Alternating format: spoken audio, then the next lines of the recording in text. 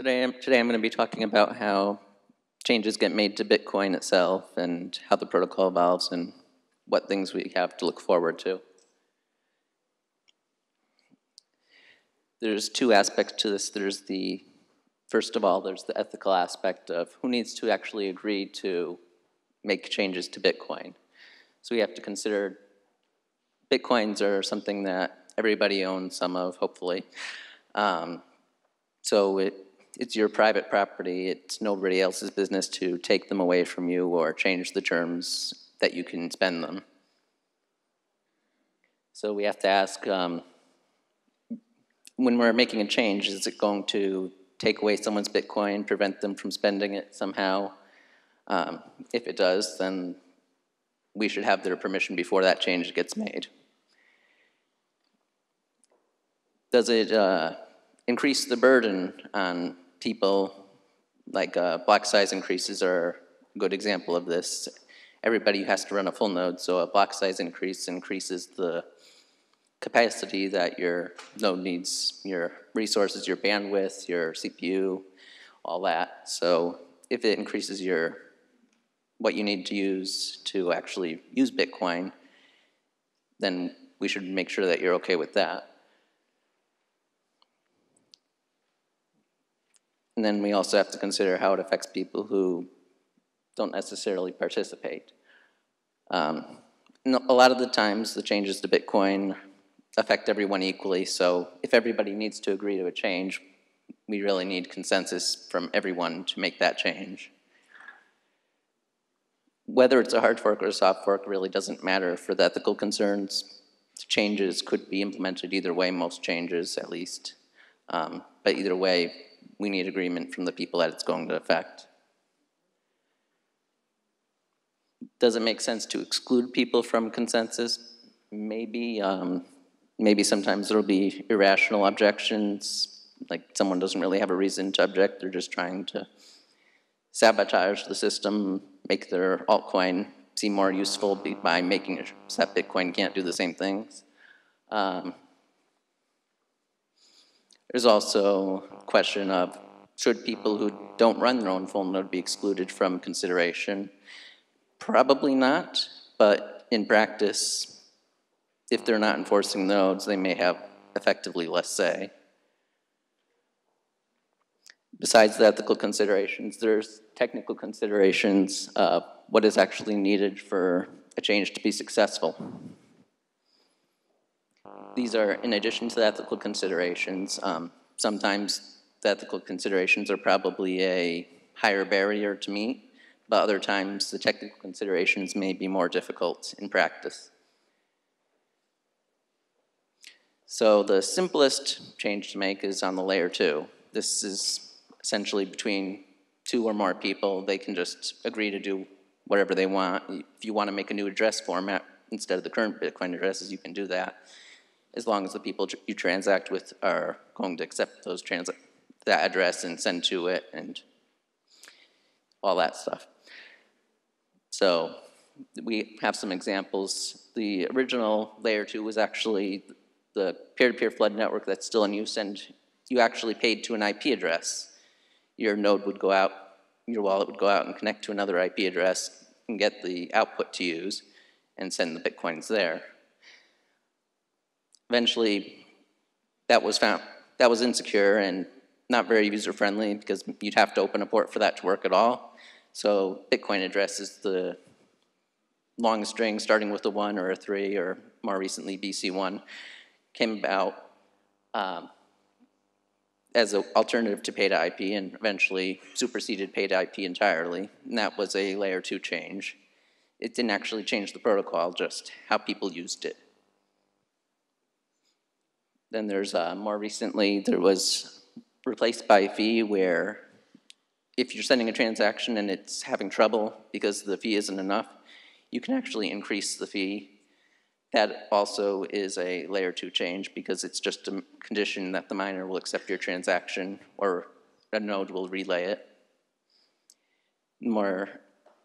The current work in progress is Lightning, which essentially replaces the flood network with a more complicated system that does the actual movement of value without actually hitting the blockchain at all until you actually need it to.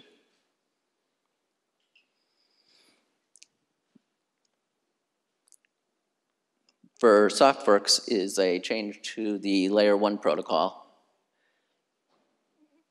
The useful feature of soft forks is that they are essentially accepted by default. If this change is made and nobody objects to it, you don't strictly have to upgrade, although your node will be less secure if you don't. But if you just keep running the software you're currently running, it will just work. One thing to keep in mind is that it's not enough if nobody upgrades, because the network needs most people to be running full nodes to be secure in the first place. So it's essential that at least a majority of people do actually upgrade to the soft fork code.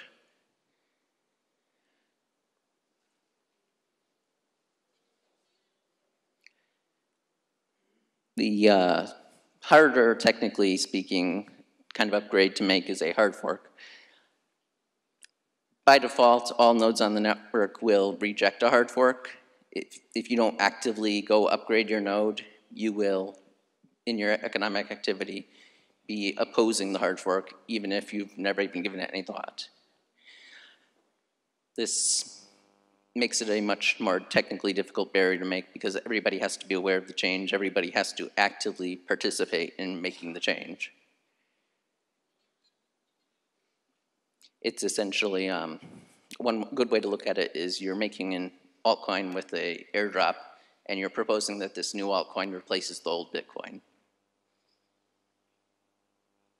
There is a way to make it so that hard forks actually protect the old nodes, because by default, if everybody upgrades and you don't upgrade, not only are you rejecting the hard fork, but you're also left insecure because nobody's mining the old chain anymore. But there is a way to make the hard fork so it protects the old nodes that maybe just got forgotten. And by doing this, nodes have an option to either, they have to update with the hard fork, or they can update to block the hard fork. And that way you have a, still have to make a decision either way, but you can decide you're not vulnerable until you make that decision. Your node isn't rejecting the hard fork, it's just not going along with it, it's not rejecting, you have to decide something to continue. Somewhere in between soft fork and hard fork is this concept of an extension block. It kind of tricks old nodes into thinking they're working when they're really not. Even old wallets will continue working to a limited extent. Most of the time, they're very complicated, and most of the time probably inappropriate to use for most changes. In terms of the technical, what's required to actually deploy them, it's very similar to a soft fork, although we have to pay more attention to what happens to the old nodes that have failed to upgrade. Will their limited functionality and reduced functionality affect anyone harmfully?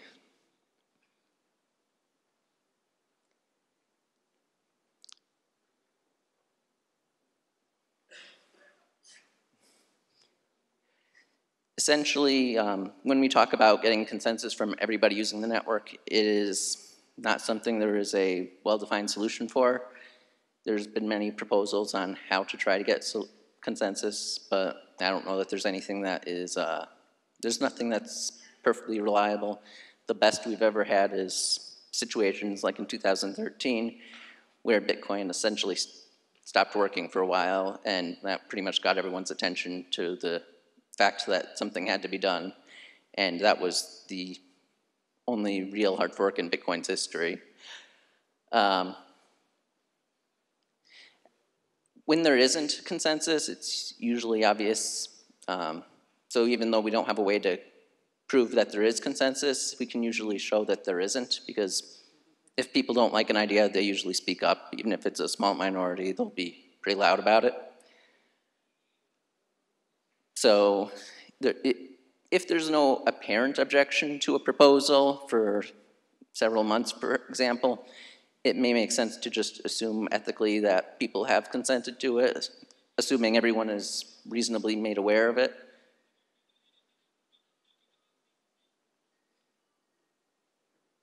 So when we think about what kind of change to make, we should, we have the different kinds. We have the soft fork, the hard fork, layer 2 changes. There's a number of goals we should think about. We want to minimize disruption. You don't want to necessarily use a hard fork where everyone has to actively participate if you can get away with using a soft fork, where people can just upgrade on their own time frame.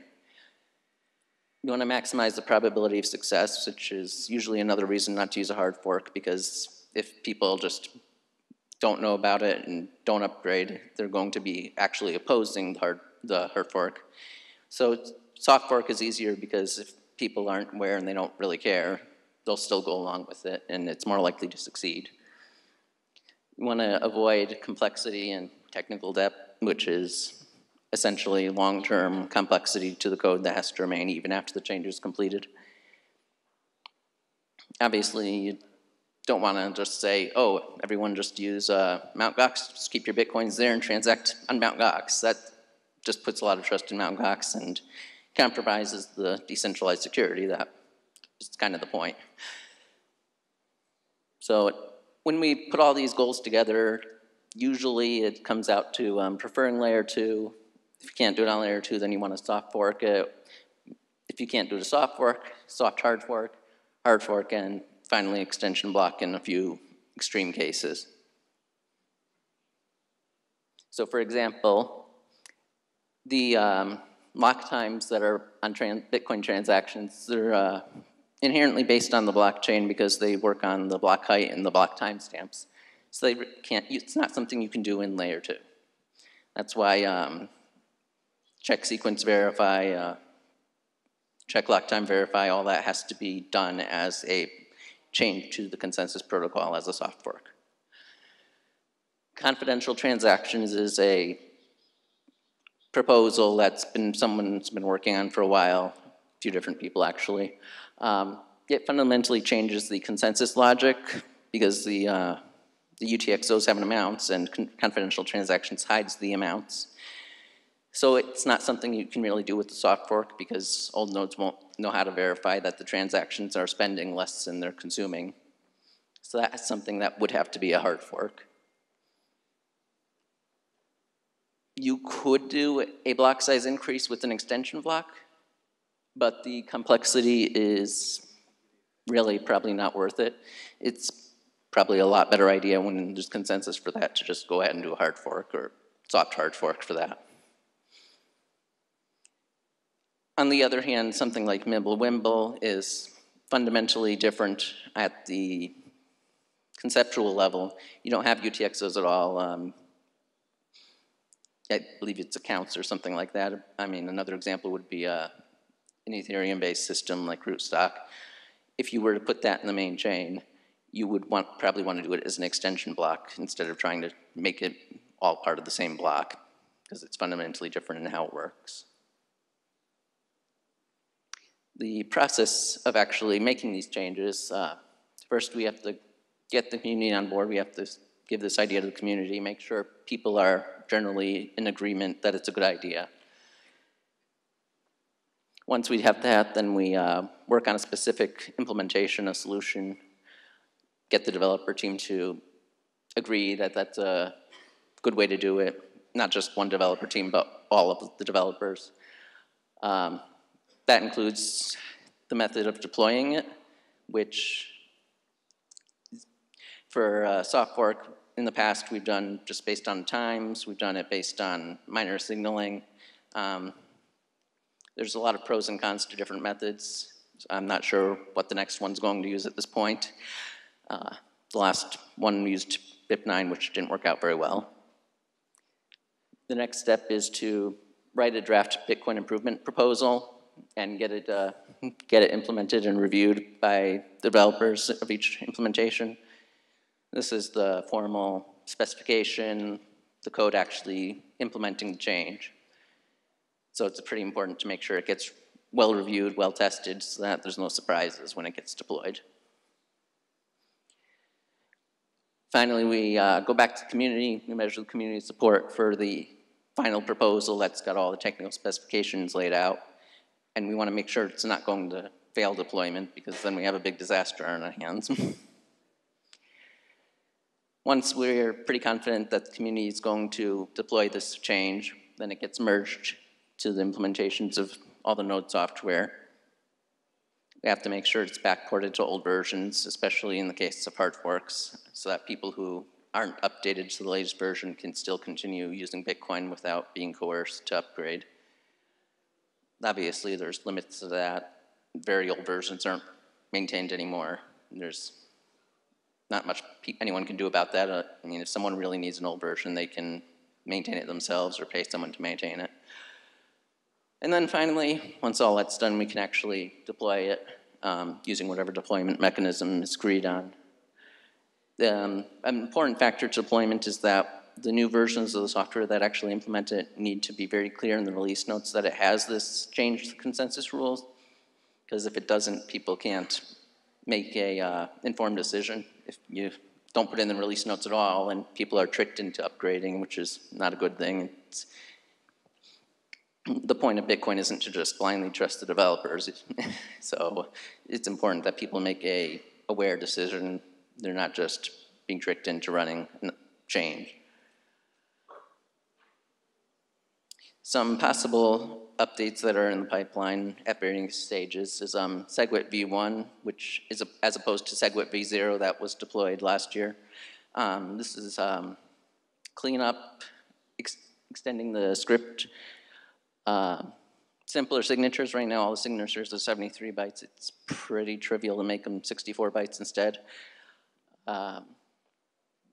You can also, one thing that I'd like to get in there is the ability to run some extra conditions when you're signing instead of before you give someone an address. Right now, to have any conditions, you have to make it part of the address up front. So, but basically, trivial, small changes that would probably have been a good idea to put in SegWit initially, but it was already a lot up front, so we wanted to keep it simple.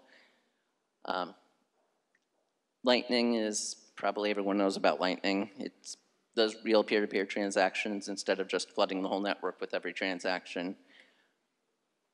It uses a lot less blockchain space, and the transactions can confirm instantly. That's a layer 2 change, so it doesn't need any more consensus changes at this point. Just a matter of implementation testing and people adopting it. Signature aggregation is this idea that when the miners are producing a block, they can take all of the signatures of every transaction in the block and ideally combine all those signatures into one. I don't think there's a cryptographic way to do that that's been discovered yet, but there are middle layers where if you're doing a coin join with a bunch of people, you can combine all of your signatures in that group. So it's something that gets the blockchain space usage down, has the potential to go even further in the future.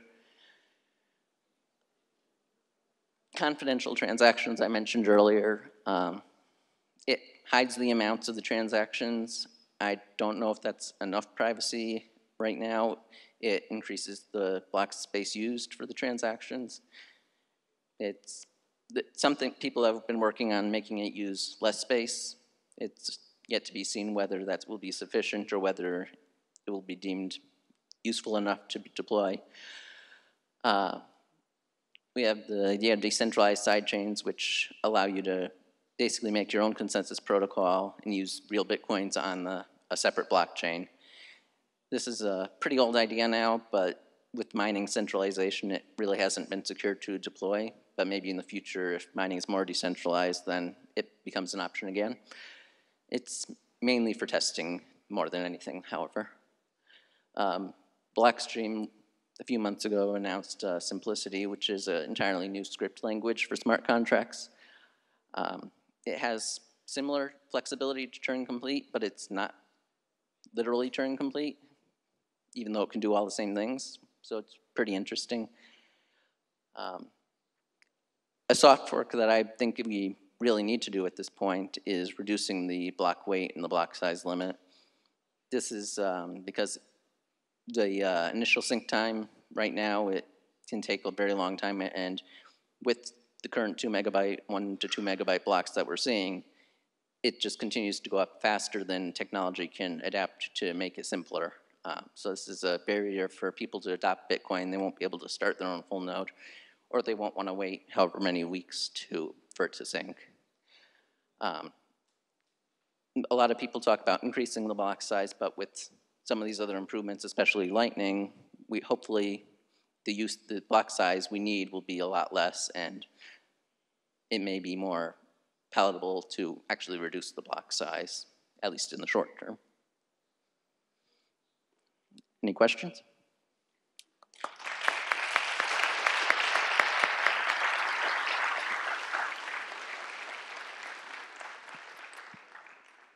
Yes, Brain OS / John Capek. Can I re-say the...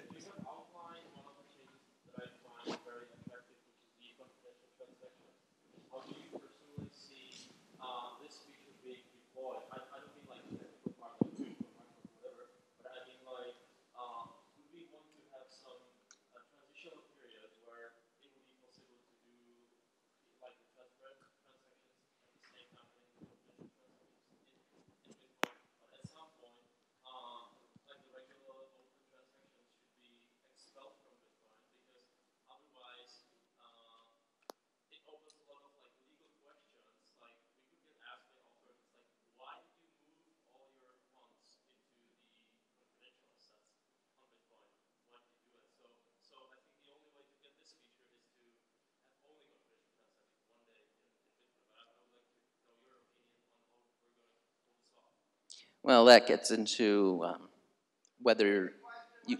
Yes, sorry. So it was like a reflection, like a question and some concerns. He was asking about confidential transactions and regular transactions. They will survive both in the same Bitcoin software, yes? And his suggestion was that if we keep both, eventually the governments or institutions could say, why did you move your coins in the confidential way and not in the open way?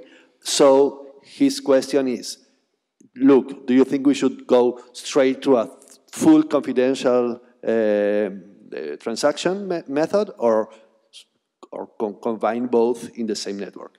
Yeah, sort of? Going to the ethical aspect, you can't really force people to use confidential transactions because it's their property, it's their decision whether they want to adopt the change or not, whether they want to use the confidential transactions. I understand your point that it makes confidential transactions less private if people don't use them, so for that reason it would make sense for the community to freely choose to use confidential transactions by default, every case they can, and only maybe use the legacy ones when they're moving their coins that they had from before the fork. You obviously can't force people to do that, but if it's good for the community, hopefully a majority of the network will move, and a majority should really be enough for that, as long as it's by default, essentially. Well, one more question, and then I'll ask Luke here, yes? Would you care to do an open Q&A tomorrow during lunch? Okay. Yeah. So we will do an open Q&A tomorrow during the lunch. This last question, please. Yes. So in terms of privacy, which are the other developments you think are suitable for this purpose, to increase privacy? And what is the likelihood of these features being implemented in the next year or in 2 years? There's zero knowledge proofs. I believe there's some issues with trusting the trusted setup on those. I'm not sure if there may be a combination that doesn't require the trusted setup, but if it's opt-in, you could potentially use that, but then there's the question of can it be used by default if it uses a trusted setup. Already usable today is CoinJoin, where a bunch of people get together and they make their transactions together. You don't know whose inputs are whose and whose outputs are whose, unless you're a participant to the CoinJoin. So that's very useful for privacy, depending on what you need. I mean, obviously, someone can look at it and say there's a 20% chance that this person sent to that person, but if you just want to be so that nobody can say with 100% confidence, that's maybe good enough. Okay. Look, thank you. Yeah, it's an honor to have you here.